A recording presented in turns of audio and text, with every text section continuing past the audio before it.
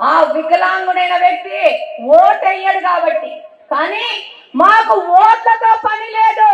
ప్రజాసేవ, ప్రజల సంక్షేమము, బలుగు బలహీన వర్గాల సంక్షేమం అని ఆలోచించే నాయకుడు చెప్పినాడు. ఆ విధంగా ముందుకెళ్తా ఉన్నాం.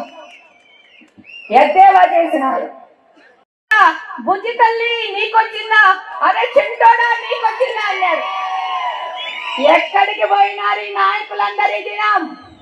ఒక దినం ఫ్లైట్ లో పోతుంటే ఈ పార్టీకి సంబంధించిన, ఈ పార్టీ ఏంటంటే బులుగు పార్టీ, ఈ పార్టీకి సంబంధించిన ఒక నాయకురాలు మాతో పాటు ఫ్లైట్ లో ఎక్కింది. ఎట్టుందమ్మా మా ప్రభుత్వం అంటే, బాగుంది, పథకాలు ఇవ్వాలి కదా అనేది. ఇప్పుడు ఆ నాయకురాలు పథకాల గురించి ఏ విధంగా చెప్పినామో, తల్లికి వందనం కింద ప్రతి ఒక్క పిల్లాడికి, ప్రతి ఒక్క పిల్లకి, కుటుంబంలో ఉంటే నలుగురికి, మాకైతే కడపలో 7 మంది పిల్లలు ఉన్నారు ఒక తల్లికి.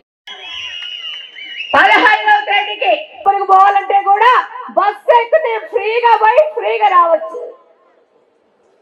కాలు మీద కాలేసుకొని మిమ్మల్ని అడ్డేవాళ్ళు వెళ్ళాడు.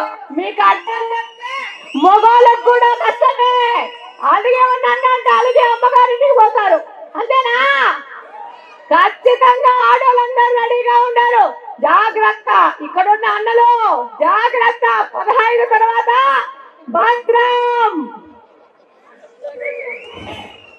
ఈరోజు సిలిండర్ పైసల కోసం భర్తని, కొడుకుని ఎవరిని అడగాల్సిన అవసరం లేదు. ఆ పైసలు వచ్చి ఆమె అకౌంట్ లో పడతా ఉన్నాయి. ప్రథమార్థమే పాలిస్తున్న ప్రభుత్వం యొక్క లక్షణం అంటే గత 5 సంవత్సరానికి ఏం జరిగింది?